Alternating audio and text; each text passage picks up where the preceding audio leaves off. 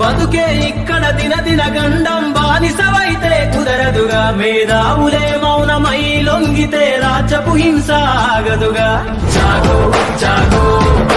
ఉద్యమ బావుటై పోరుకు పిరిదారులనే వేసైరా మనకెందుకులే అని అనుకుంటే మహనీయులు ఇలలో ఉండరుగా జాగో జాగో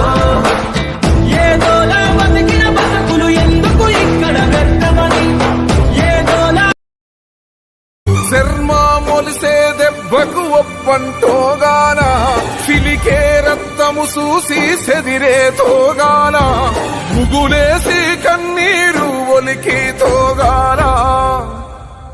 భూతల్లి సనుబాలు తాగానట్టేరో